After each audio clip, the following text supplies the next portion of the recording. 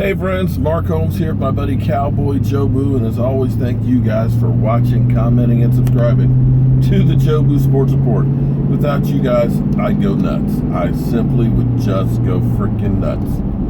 Man, I gotta tell you, I hate freaking daylight savings time. It's 5:15, it's already dark, as you can tell, because you can't hardly see me, although that may be a good thing.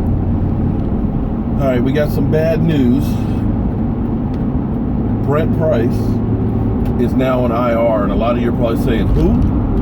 Brent Price is one of our defensive tackles, and unfortunately, we have not had much luck in keeping defensive tackles. You know, Stephen Paya had retired, and now we are actually running low on defensive tackles. Probably end up having to sign somebody this week, and we'll see how that goes. But hopefully we need some more depth on there.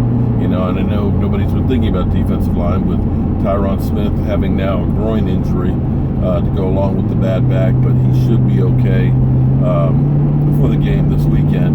Of course, we got Des Bryant rolled his ankle. That's day to day. He should be okay. And Terrence Williams, same thing, another rolled ankle.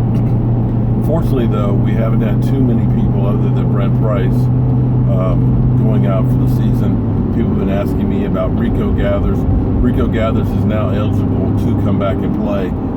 He's been around the facilities, I believe, the last 2 weeks. I don't know if the Cowboys are going to activate him now or not, but we'll have to wait and see on that one. But our defense that everybody had written off a few weeks ago, they said that we can't stop anybody. Well, I said, relax, guys. Missing Sean Lee was a problem. And I said, we need time for these guys to get used to playing together, especially the rookies. Some other good news, Awuzie will probably be back in practice this week, and hopefully he doesn't pull a hamstring. I'm still wondering if it's the jinx of Miles Austin being around that's bringing up all these hamstring issues, but be that as it may. The defense, I know it was only the 49ers, held them to 10 points. You played the Redskins on the road, and Kirk Cousins and that Redskin offense has been scoring some points. You held them to 19, and I know people will say, well, they were beat up, man. You know, they're the Redskins. But they turned around and ended up going to Seattle. And I'm going to tell you, playing in Seattle is no joke. It's literally like being inside of a jet engine. You cannot hear. And they ended up beating Seattle, who was in a track meet last week with the Texans. And of course, Kansas City. You held Kareem Hunt, the leading rusher in the NFL, to 38 yards. You held Kansas City to 17 points. And had it not been for a bonehead defensive call, it would have been held to 10. That defense with Sean Lee out there is pretty good.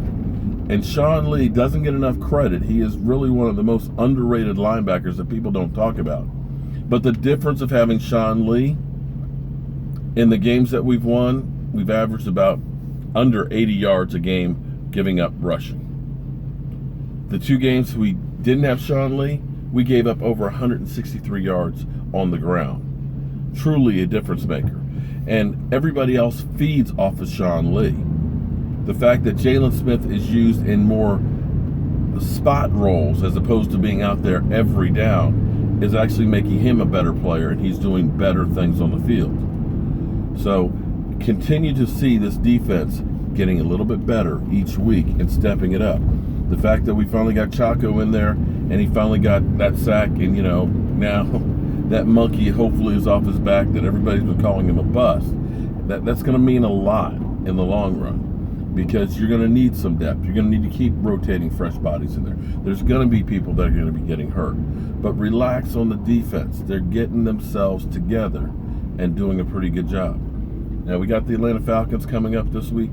We don't know about Ezekiel Elliott's status, and probably won't know until probably Thursday night or Friday.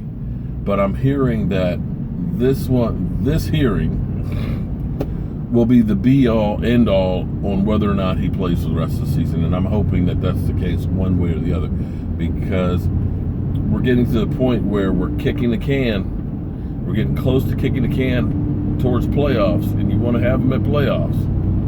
So if he is going to be suspended, you'd rather have it sooner than later. And I dare say we want him for the playoffs. So we'll have to wait till Thursday when they have the hearing. They're saying they're going to try and make a ruling that day. Who knows with that whole situation? It's just been crazy. But we will do a live stream. It'll probably be only a 30-minute one tonight because I'm going to my day job, even though it is dark out right now. So I'll see you guys there. And the plans are coming together on going to Dallas for the Eagles game. We may be, I'm looking for a bar or someplace to do a live stream, and hopefully we'll have Law Nation. We'll be doing it live and hopefully getting some of you guys there with us, so we can have a whole round table and do a Jobu Sports Report live from Dallas the weekend of the game with the Eagles. I've had a great response from you guys. A lot of people are helping out and doing some different things. So if you want to be part of it and help out and just find out the details on it, email me at cowboysmark94@gmail.com. And I'll give you guys updates and send you emails on what's going on. So as always, friends, thank you for watching, commenting, and subscribing to the Jobu Sports Report. And we'll see you tonight at 9 o'clock.